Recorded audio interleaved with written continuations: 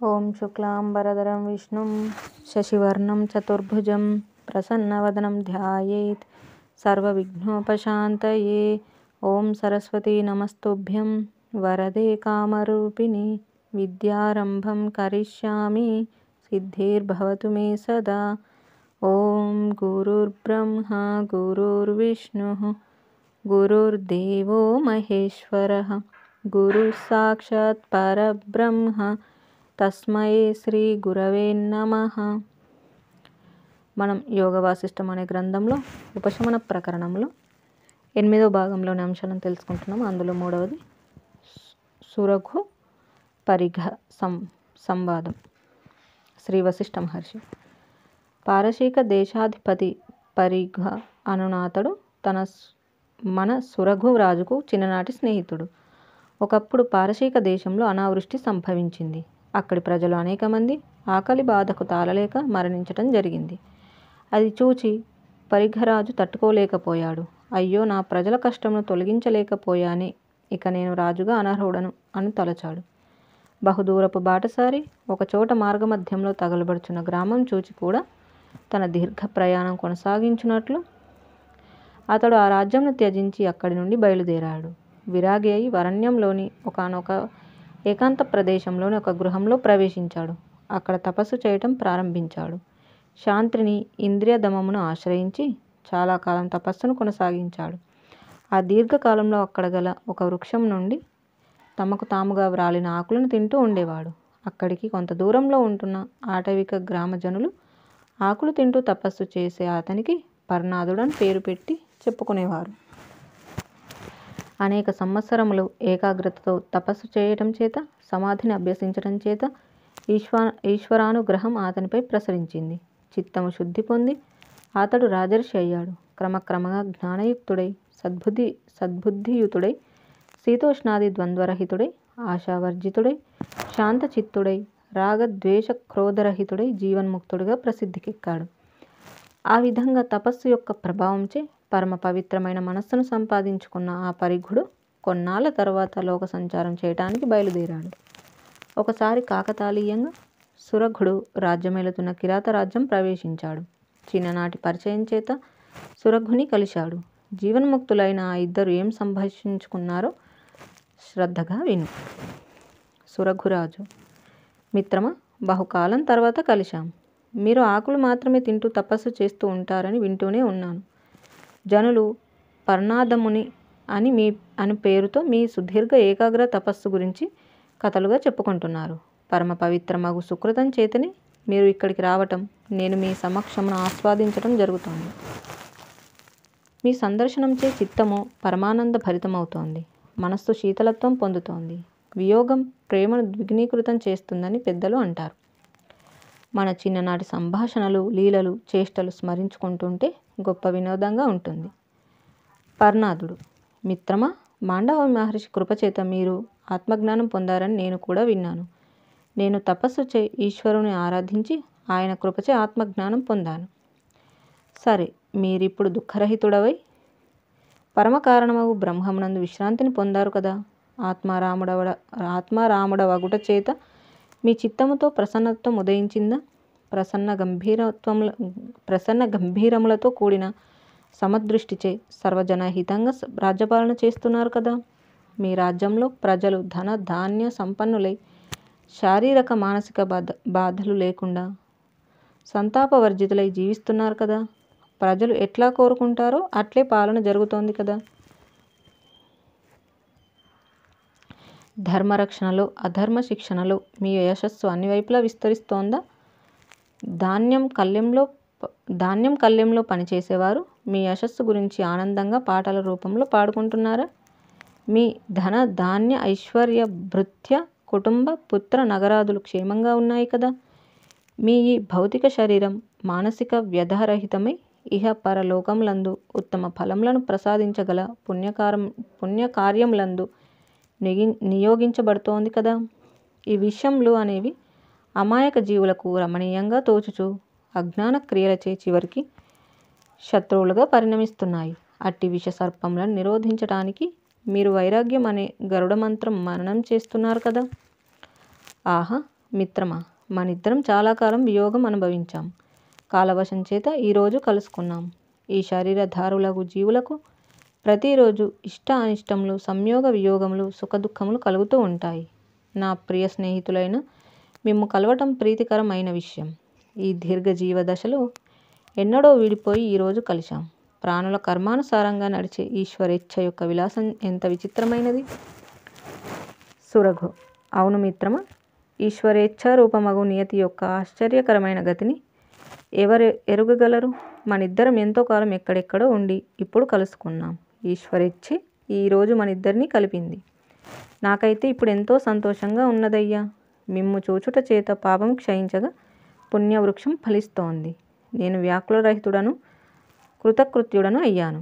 మీ రాకచే మా నగరం, మా ప్రజలు పరమ పవిత్రమగుచున్నాం. మహాత్ములతో సమాగమం మోక్షంతో సమానం అని పెద్దలు అంటారు కదా. ఇప్పుడు ఆత్మానుభవం విషయంలో మీ నుంచి కొన్ని విశేషాలు వినాలనుకుంటున్నాను. జై శ్రీరామ్. ఈ విధంగా పరిగ రాజు తన రాజ్యంలో ఏర్పడినటువంటి ఆ యొక్క ఆకలి బాధలను తట్టుకోలేక జనులు మరణించడం అనే దుస్థితిని చూసి చలించిపోయి తాను అక్కడ ఉండలేక తపస్సుకు వెళ్ళడము, అక్కడ ఉన్నటువంటి చెట్ల నుండి రాలిన ఆకులను తింటూ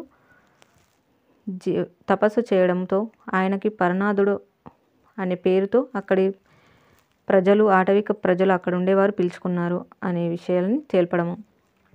అలా తర్వాత తనకు జ్ఞానం అనేది కలిగిన తర్వాత ఆయన దేశ సంచారం చేస్తూ తన చిన్ననాటి స్నేహితుడైనటువంటి సురఘురాజుని కలవటము, వారు ఆ చిన్ననాటి విషయాలను గురించి చర్చించుకోవడం అనేది మనం చూస్తున్నాము.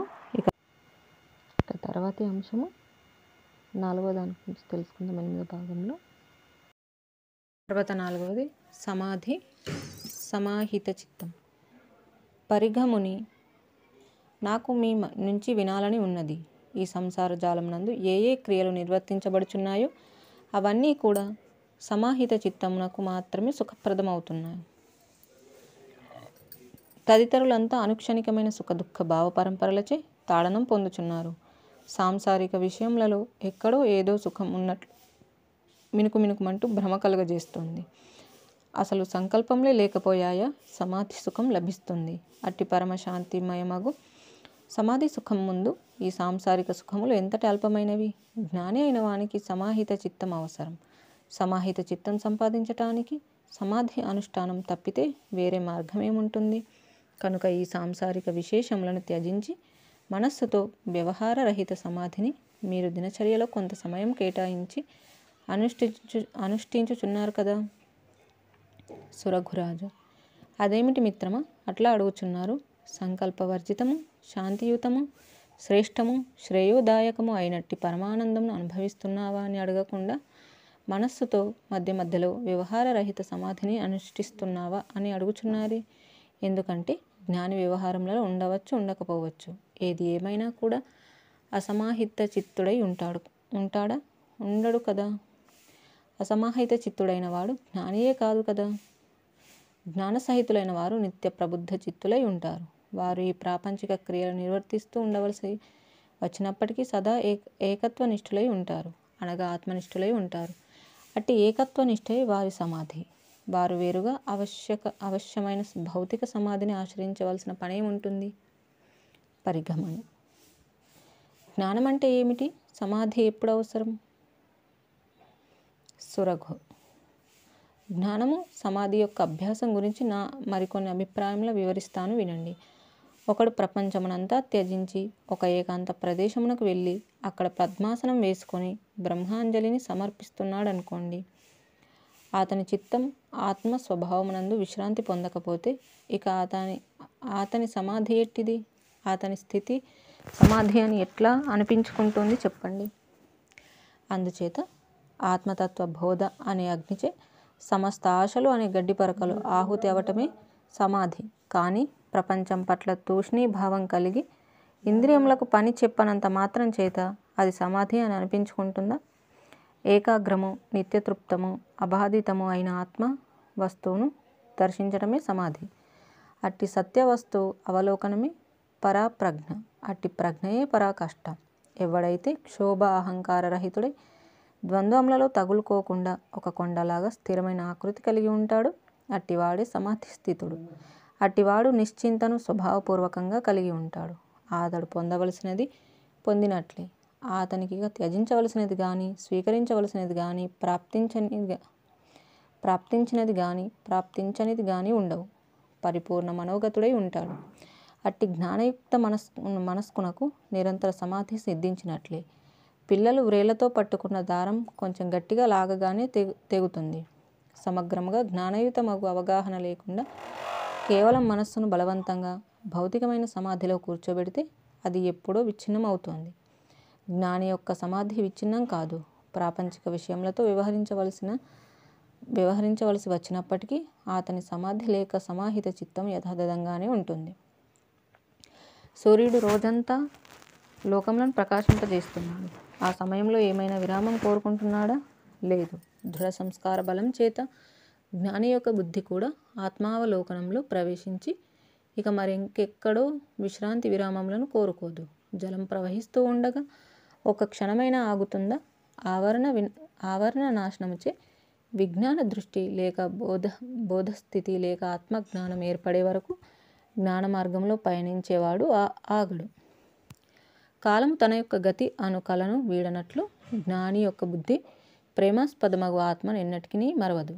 నడిచేటప్పుడు కాళ్ళ కదలిక ఆపనట్లు అతని బుద్ధి నిశ్చయస్వరూపమగు చిన్మాత్రమును ఏమరవదు. మిత్రమ, ఆవరణం నశించగానే చైతన్య స్ఫూర్తి విషయరహితమవుతోంది. ఆ చైతన్య స్ఫూర్తి ఇక ఎల్లప్పుడూ ఆత్మాకార వృత్తి కలిగి ఉంటుంది. ఏ పదార్థమైనా సత్త లేకుండా ఉంటుందా? జ్ఞానికి ఆత్మాకార వర్జితమగు సమయం అంటూ ఏదీ ఉండదు. నేను లేను కానీ ఈ పదార్థములు ఉన్నాయి అన్న ప్రసక్తి ఎక్కడన్నా ఉంటుందా? సద్గుణవంతుని నీచ పనులు అన్నది ఉండదు కదా. నీచ పనులు చేసేవాడు సద్గుణవంతుడెలా అవుతాడు? ఆత్మజ్ఞానికి ఆత్మను ఉపాసించని సమయం అంటూ ఏదీ ఉండదు. అతని ఆత్మోపాసన అనుక్షణికం. పరిస్థితులు ఎలా ఉన్నా అవి ఆత్మజ్ఞానిని స్పృశించలేవు.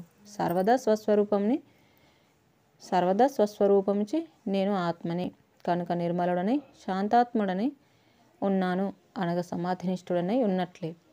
దానితోనూ ఏ భేదము నాకు కనిపించుటలేదు. నా సత్తా ఎల్లప్పుడూ ఆత్మయందే అఖండమగు ఆత్మగానే సిద్ధిస్తోంది. నా సత్తా యొక్క ఒక కళ మాత్రమే ఈ మనస్సు ఉన్నదంటే సమాధిరాహిత్యం ఉన్నట్లే. అందుచేత మనస్సుతో సమాధిని అభ్యసించడం అనేది ఎక్కడుంటుంది? మనస్సుకు స్వకీయమైన ఉనికి రూప గుణములు ఎక్కడున్నాయి? మనస్సుకు సమాధినిష్ట కలగటం అనేదే ఉండదు. సర్వదా నిత్యమగు ఆత్మతత్వం ఒక్కటే ఉన్నది. ఆత్మ ఒక్కటే సర్వవ్యాపకమై సర్వరూపములుగా ప్రసరించుచున్నది. ఆ అఖండ అప్రమేయ ఆత్మయే నేను. ఆత్మకు వేరుగా మనస్సు అనబడేదేదీ లేదు. ఇక నాకు సమాధి ఏమిటి? అసమాధి ఏమిటి? మనస్సు ఏమిటి? దానిని నియోగించటం ఏమిటి? నియోగించలేకపోవటం ఏమిటి? నా దృష్టిలో మనోబుద్ధులు అనబడేవి ఉండుటయే లేదు. కార్యకారణ పరిణామ విభాగరహితులగు మహాత్ములు నిత్యం సర్వస్థితులందు సమాహితత్వం కలిగి ఉండగలుగుతున్నారు. ఇక అక్కడ సమాధి అసమాధి భేదములను కల్పించే వాక్యములకు చోటు ఉండటం లేదు. నిర్మోహమాటమైన నా అభిప్రాయం మరొక్కసారి వినండి. సర్వభేదములు చేరలేని ఆత్మయే నా స్వరూపం, స్వభావం, స్వస్థానం కూడా. నేను ఇప్పుడు అప్పుడు ఎప్పుడు ఉపాధిరహితుడనే. ఇక నేను నీవు మనస్సు మొదలైనంత నా చిత్కలే. జై శ్రీరామ్.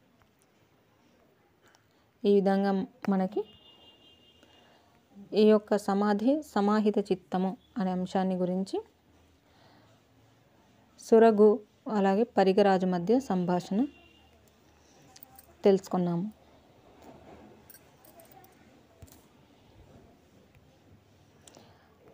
ఇక్కడ వారిద్దరూ మాట్లాడుకుంటూ పరిగ మహాముని అడుగుతూ ఉన్నారు, సమాధి స్థితి అనేది నీవు ఉండగలుగుతున్నావా